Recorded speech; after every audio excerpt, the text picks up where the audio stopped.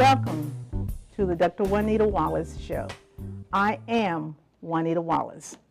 I dream, I speak, I take action.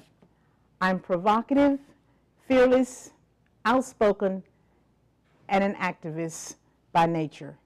We preserve the past. We reflect the present and shape the future. This show is for you, my viewing audience. We market your business. We sell your goods. We rebrand your image, promote pride, respect, and harmony. We inspire and challenge our youth, deliver news and views. We'd like for you to view us at YouTube, the Dr. Juanita Wallace Show. Today we have Dr. Deborah Ishtyme Robinson, a devoted mother of 3 children. Her daughter, Ahjah Dixon, lost her life March the 4th, 2010 in Corsicana jail. Let's talk about her reason for being in Corsicana. Hi, Dr. Wallace. Thank you for having me. Thank you for coming.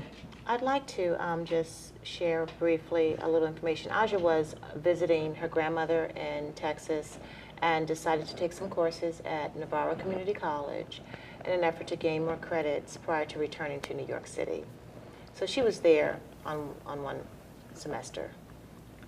Well, thank you. Now, her skill sets in her major, or maybe since she's just there on a temporary basis, what were her skill sets? What was she actually involved in? Ahjah was a theater major. Wonderful. She had been acting as a child since the age of 3. So Corsicana, Texas has a theater program, which is why we selected Navarro Community College, because of its theater program and also the close proximity it was to my mother's residence. Well, there is a piece of information that I want to share with you, maybe, and certainly with the listening audience, because I want you to know how dear this child is, but I also want you to know what happened on the day before she actually passed away. On March the 3rd, the campus police were called to her dorm room for a seizure of drugs on her person, told of her erratic behavior, and escorted her to the ER in Navarro Regional Hospital. There she was diagnosed with suicidal and released the next morning. Campus housing was contacted her mom, who was greatly concerned about her tone of voice and emotional state. Later, the police informed her mom that Ahjah was being placed under arrest for possession of a controlled substance. Prior to and during her arrest, they put her on an alert by Ahjah's mother that she is potential danger to herself in lieu of her mental health status and current crisis. Therefore, she needs to be monitored while in their custody. An hour later, her mother, as she proceeded to Corsicana, Texas, was informed that Ahjah was in the hospital. 30 minutes later, Mom was informed that Ahjah had passed. My response to that is that someone has to be accountable for that accident, deliberate incident, or whatever the case may be. But I'm also saying to us, we have to move beyond that. We have to move to a place where we feel safe so that we can talk about Ahjah and remember her for what she really was, a wonderful theater major young lady. And I say to the mom today and to the listening audience, we have to be very careful on how we interact with our children. We have to be very careful in how we allow other people, law enforcement, to interact with our children. So we are commemorating Ahjah Dixon 4 years after her passing. And we're doing that because what? Because since March 4th, 2010, we have not been able to get any type of justice for Ahjah.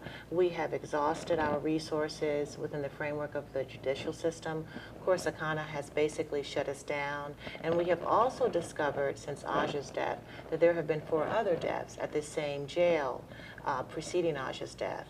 So we are here, I am back in Dallas, trying to raise awareness about the conditions of injustice in that particular town to get justice for future students that may come into their hands, the hands of these egregious law enforcement officials. So that Ahjah's death would not be in vain.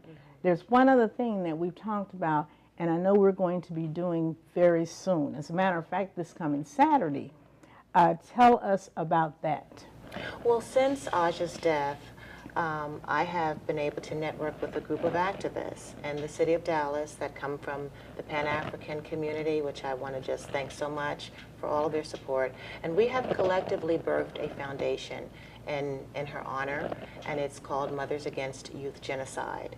And this Saturday, we're having our kickoff for the birth of this foundation and the inauguration of it, hopefully to help other families. Well, thank you. So, with this being said, what do you hope other parents can take away from this? A sense of awareness, first and foremost, about the dangers of police brutality that stem, ironically, from systems of violence within our own community. Ahjah was being bullied by her roommate. She had several problems that she was addressing within the framework of her own family system. And in response to those problems, she broke down and wound up in police custody.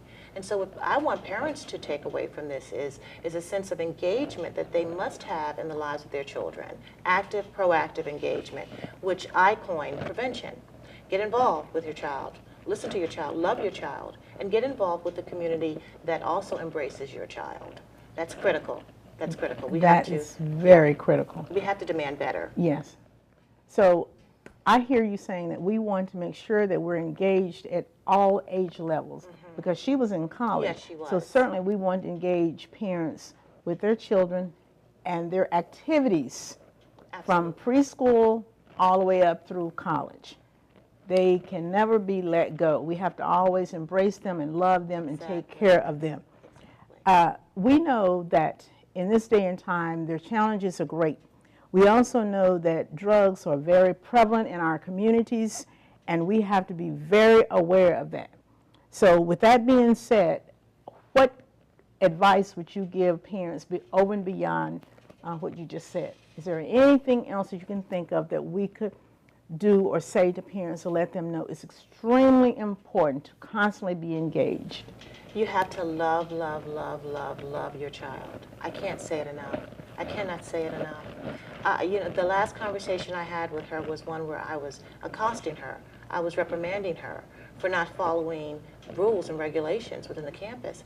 And I should have just been listening and loving. And it starts there. It starts there. That love, that unconditional love, that understanding, that just engagement, active engagement at every phase of their lives is critical. It's critical. And that love spills over toward our engagement within the community, because we demand better from law enforcement, from public officials, from school officials. The whole gamut is involved in terms of our loving engagement in the lives of our children. Thank you very much. I appreciate you telling this story. I appreciate what you're doing for Ahjah, but I appreciate even more so what you're doing for our other students that's coming behind her. And the bottom line is, I hear you say love. Love is the key. So that's going to be our word for today. We want to love unconditionally without any strings attached.